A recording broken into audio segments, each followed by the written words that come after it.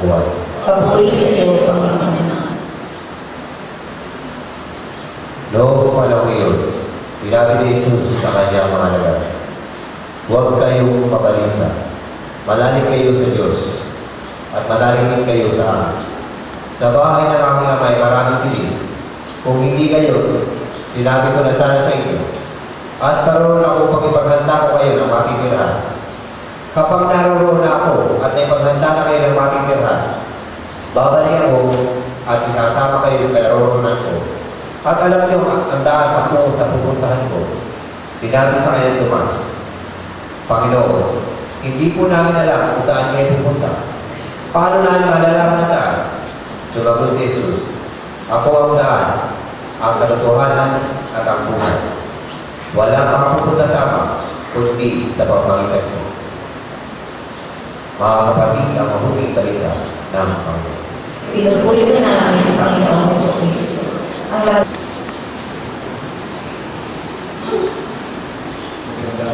Umaga po sa inyo. Paminsan-minsan at madalang po ako mag-computerize ng aking sermon.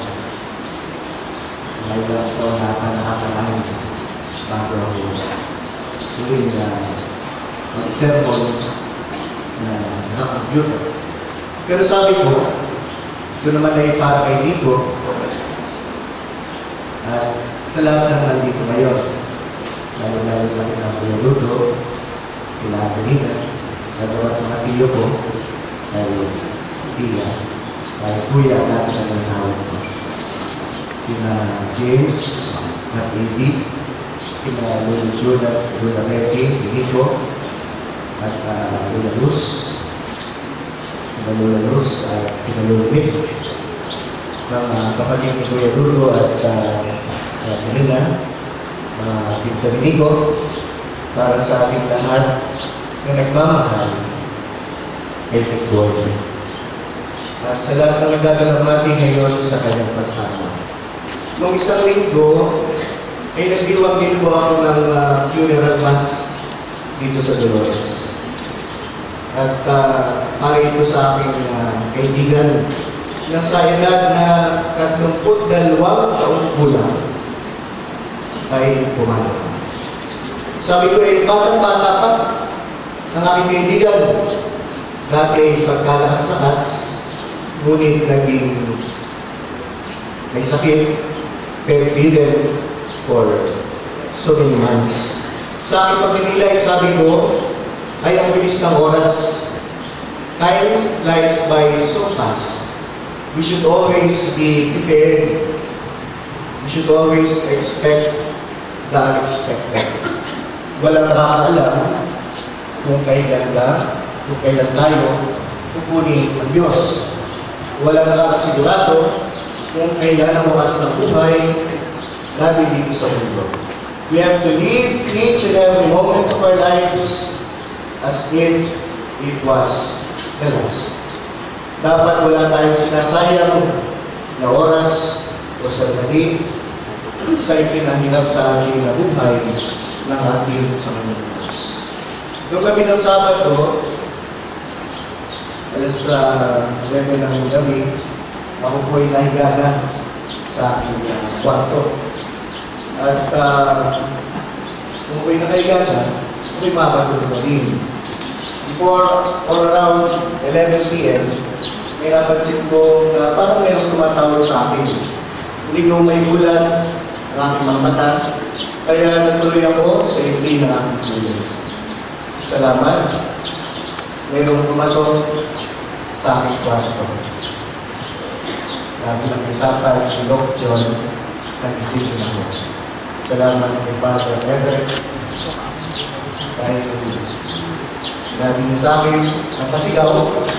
Pagkaman nasarado ang pintuan, nakapatay ang ilaw, at ako'y nasa higaan pa. Ito sabi niya, Tol, tumawag ka sa inyo, mayroong emergency.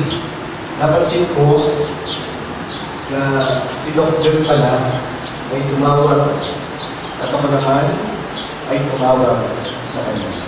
At ang tanging nasabi niya sa akin, Padre, wala na si Dito. Simula noon, mula sa ibig ng aking tulong, ay natulala ako. Hindi ako mapakali at hindi na makatuloy. Maraming nagulat, maraming nalungkot, maraming nalungkot, maraming hindi. Kaya natin ay isang pag-ibig lamang sa pag-ibig pero isang pag-ibig. Bakit gano'n? Bakit nangyari yun? Bakit siya? Ano ba talaga ang nangyari? Bakit kayo sandali ito? Bakit kayo taon ito? Mahirap maintindihan, mahirap sagutin ang mga nabanggit mo katanungan. Daming gusto lang ang akin. Tunay nga, ipinahirap sa atin ng Diyos ang ating buhay. Tunay nga napakabilis ng panahon at sandali ang buhay sa mundong ibabaw. Tama nga, dapat natin gamitin ng gusto ang buhay na ipinagkaloob sa atin ng Panginoon.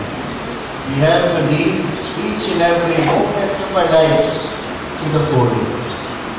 The last time I visited my friend, yung pinag-isa ng isang linggo, 2 linggo bago siya pumanaw, at yun pala ang kong pagkakataon para makausap siya, ang pinakahuling na sabi ko sa kanya habang hinahawakan ng kanyang mga kamay ay, be strong. Be strong.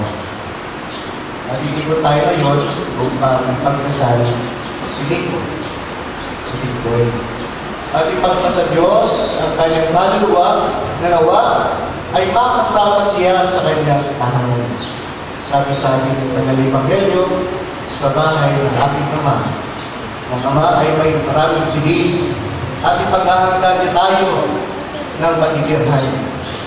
Lalo tigil para kay Nico, para kay Nico. Kaya nga sinasabi sa atin ng Diyos, para sa ating lahat ngayon, let us all be strong for Nico. Aking pong nakita sa mga pagkiramay sa Facebook, ni Lady, ni James, at Nina. Malimit sabihin nila ay confidence and be strong. Kaya nga mga kapatid, sa kabila ng kalungkutan, ay let our faith be strong for Nico. Let our life show that we are strong for Nico. Kung ang 32 taon ibigay sa kaibigan ko ay maigsit sa paningin nating mga tao, lalo tigit ang 16 na taon na itinunggol ni Nico. Kalahati lang ng buhay ang pinagkaloob ko para sa aking kaibigan. Kaya nga, para sa atin, sa tingin natin, ay napakaigli. Maigli man, masasabi ko, na hindi niya nasayang ang bawat pagkakataon na binigay sa kanya ng Diyos. Noong bata pa po siya, ang malimutong tawag sa kanya. At halos lahat tayo tawag sa kanya ng Tigboy. Nung siya ay lumalaki na, ang tawag sa kanya ay Nico. Sa loob ng seminaryo, tinatawag ko siya Kulas. Dahil tawag ng kanyang klase, ang kalibang seminarista ay Kulas. Kaya mapag-arapan na mga seminarista, Kulas ang tawag ko sa kanya. Kapag kami wala, Tigboy ang tawag ko sa kanya.